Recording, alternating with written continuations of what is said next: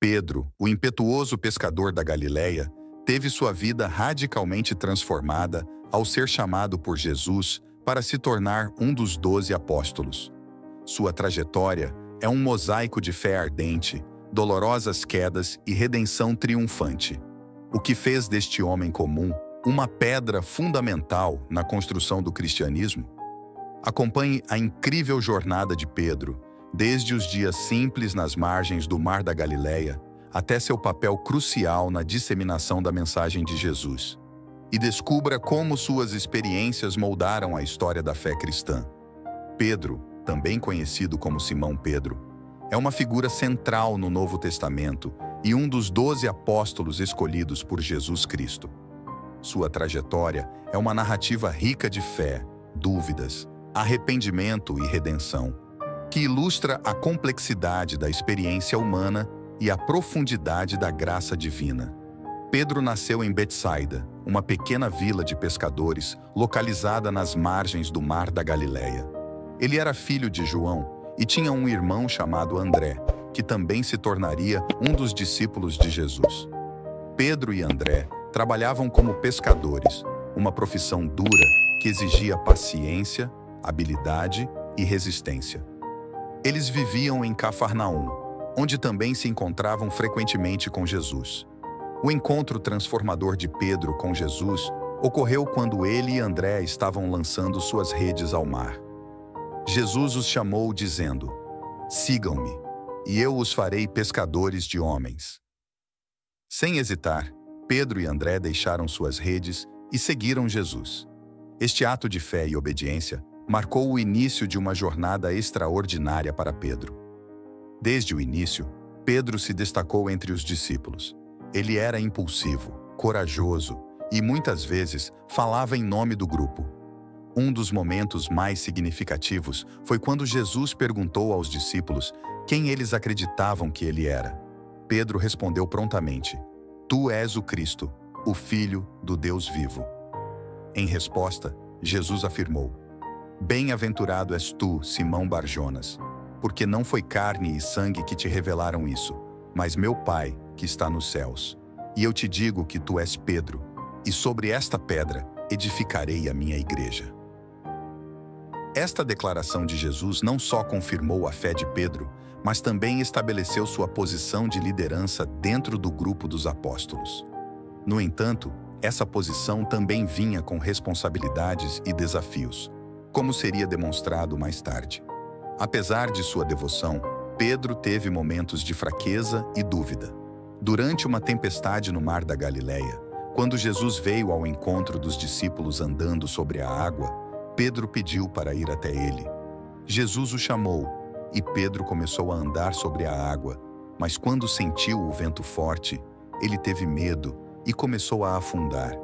Jesus imediatamente o resgatou, dizendo: "Homem de pouca fé, por que você duvidou?" O episódio mais doloroso da trajetória de Pedro ocorreu durante a prisão de Jesus. Apesar de seu juramento de lealdade inabalável, Pedro negou conhecer Jesus 3 vezes na noite em que ele foi preso, exatamente como Jesus havia predito.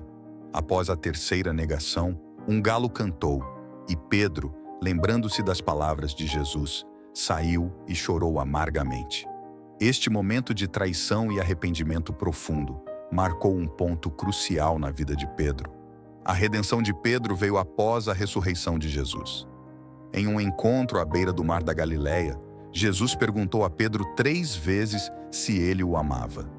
Cada vez que Pedro respondia afirmativamente, Jesus lhe dava a missão de apacentar minhas ovelhas. Este diálogo não só restaurou Pedro a sua posição de liderança, mas também lhe deu uma nova compreensão de sua missão.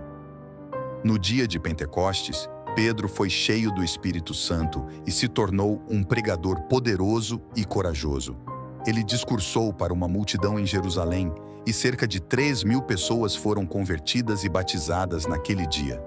Pedro continuou a pregar e a realizar milagres, como a cura de um homem coxo na porta formosa do templo. Pedro desempenhou um papel crucial na expansão do cristianismo além das fronteiras judaicas. Ele foi instrumental na conversão de Cornélio, um centurião romano, após receber uma visão que lhe mostrou que a mensagem de Jesus era para todos, judeus e gentios.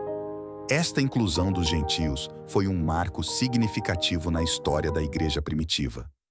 De acordo com a tradição cristã, Pedro passou os últimos anos de sua vida em Roma, onde continuou seu ministério até ser martirizado durante a perseguição aos cristãos, promovida pelo imperador Nero.